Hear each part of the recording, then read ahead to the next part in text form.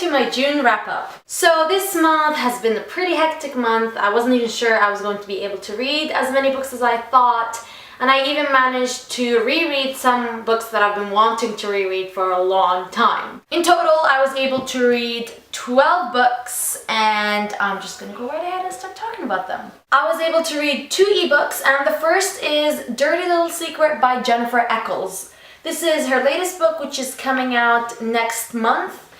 I didn't enjoy it as much as Such a Rush, and I'm quite disappointed because I just love Jennifer Eccles and I only managed to give this 3.5 stars.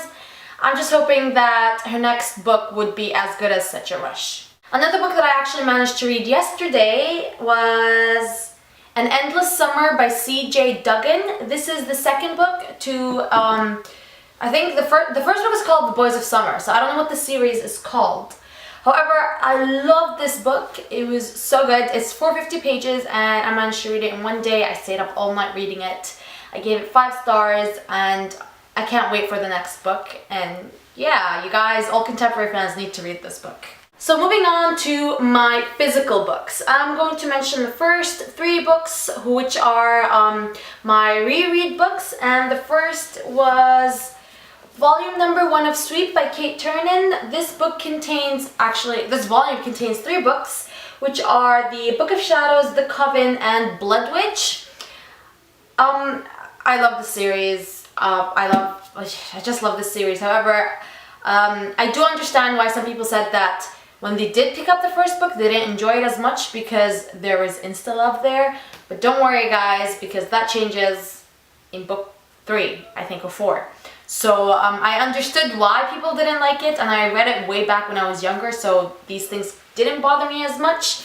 But again, I need to mention that the insta-love here isn't really the actual love story in this book, so don't worry about that. And I just love this. As soon as I finished the first volume of Sweep, I went up and picked the second volume of Sweep, which contains another 3 books. Dark Magic, with a K, Awakening as Spellbound. So, next 3 books. There's Hunter in them, which is why I love this. Hunter is actually the real love interest. I'm not really ruining anything for you guys. It actually makes you guys want to read the first 3 books to get them over with so that you can get to this. And I just love this book. I think I gave them 5 stars each because I love them. The last reread book was The Summer I Turned Pretty by Jenny Han. It's summer, so why not pick up a summer book? And this is the perfect example of a perfect summer book. Belly, Conrad, Jeremiah, I love them. And don't think that this book is like, because it's like summery and like there's like romance and cutesy and stuff, so it's gonna be like shallow and all that. And not, it doesn't have much depth. It's very fluffy. It's not. It really does have depth. And whoever did not pick this book up needs to pick it up immediately. So these were my 3 reread books, and the rest are actually all review books. The first is Truly Madly Deadly by Hannah Jane. This book is contemporary murder mystery thriller, and it gave me the creeps, like the unbelievable creeps. This book was so good. It's short. The whole time you were guessing who the killer is. I gotta say, I kind of guessed who the killer is, but throughout the whole time I was doubting myself. I was like, oh wait, but then this person sounds a lot creepy and fishy, so maybe this person's the killer because the author hinted at blah blah blah. Oh wait, there's this person and this, and I'm like, oh my god, I just don't know who the hell the killer is. And like only like maybe 5 pages before the author actually reveals who the killer is, I was like, aha, I think so. But yeah. This book was so good. I gave it 5 stars. I can't wait to read more by Hannah Jane. Definitely an automatic buy if she's ever writing another thriller book. Then we've got Half Lives by Sarah Grant. This is dual POV, different timelines. One is set now, during the apocalypse, and the other is set like hundreds of years later. And this book was weird. It was so weird. There are 2 different timelines. Like I mentioned, the timeline that's set now, I really like that. But the people that were talked about hundreds of years later in this book were basically worshippers of the girl during the apocalypse, and they treat her as if she's called the Great I Am, even though I am is actually the initials of her name. So they think she's like this spiritual being or whatever. And they do a lot of weird stuff. Like they say the word whatever for them is like amen. They don't say amen, they say whatever.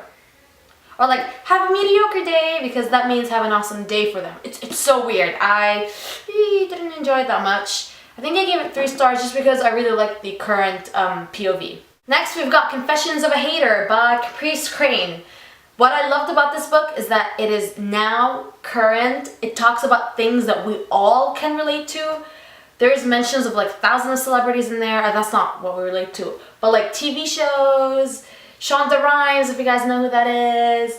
And they talk about Christina Yang and this girl who Christina Yang is apparently her idol, and she wants to go into like cardiovascular surgery or whatever they call that. And the story talks about a girl who she finds her sister's journal, and her sister's like the popular one, but she's now at college. Well, she's not really that popular. So she follows that and she becomes popular, but then she decides to fight against the popular girls because of how mean and nasty they are, and then she turns into them, blah, blah, blah. Anyways, this book was so much fun. I was cracking up throughout the whole book, and I gave it 4 stars. Then we've got Famous Last Words by Jennifer Salvato Doktorsky, the author of How My Summer Went Up in Flames. However, this book was not as good as How My Summer Went Up in Flames. I think this book is targeted at younger age than the book, than How My Summer Went Up in Flames was targeted. Maybe that's intentional or it's not, but I felt it was a bit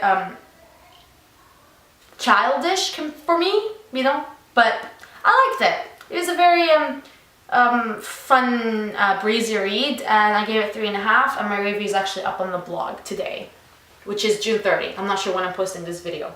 Then we've got In the After by Demetria Lunetta, another post-apocalyptic novel that talks about, well, something happens, and now they have to live in a world of silence because the monsters, they have like supersonic hearing, and they're like super fast, and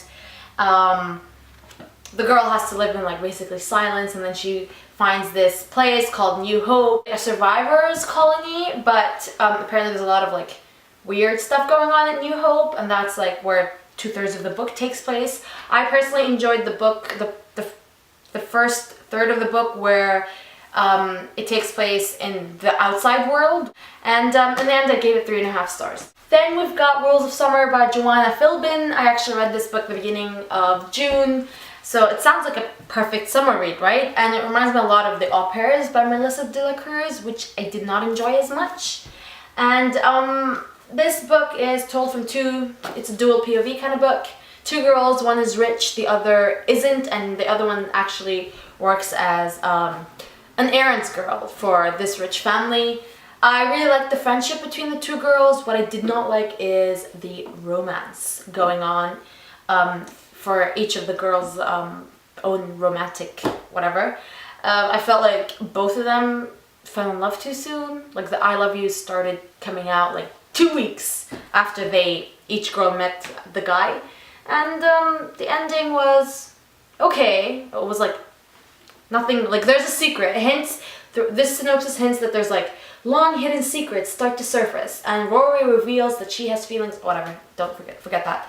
So it talks about this like big secret, but by the time the secret was revealed, I was like, oh, yeah, I do remember they said something about a secret going on, but I completely forgot about that because they never mentioned it. So it was okay. I think I gave it 3 or 3.5, I'm not really sure. So the last book is Janet Vanovich and Lee Goldberg's The Heist, which is the first book in a series, and the series is called The O'Hare and the Fox series. Yeah, and you guys know how much I enjoy Janet Vanovich's books, her Stephanie Plum series. This was a lot of fun, there was a lot of laughs. There's a scene that I actually really liked in the book. So basically in the scene, she has to go and interrogate someone that she's been chasing for years, and she's kind of like all jittery and nervous and stuff. So her boss comes and he's like, got some butterflies in your stomach? And she says, butterflies are awfully girly for a woman who carries a Glock, don't you think? Okay, African killer bees? That's more like it. sounds like a female protagonist you guys would want to read about, because she's so kick butt and she's so independent, and she used to be a Navy SEAL and now she's like part of the FBI, and like, why not? Like, I love her. I really did enjoy this book, and I gave it 4 stars.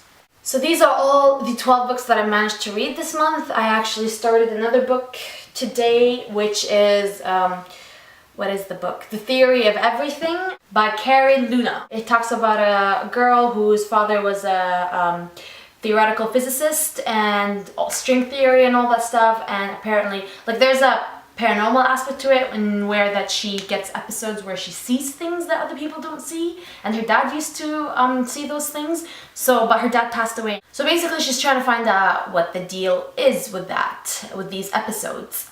So these are all the books, and I hope you guys enjoyed your month of June in terms of reading and everything else. And link me below to your own wrap-ups, and I would love to know if you guys have read any of these books and what your opinions are on them, and make sure to subscribe and comment and like, sorry, and have a nice day and month. Bye guys!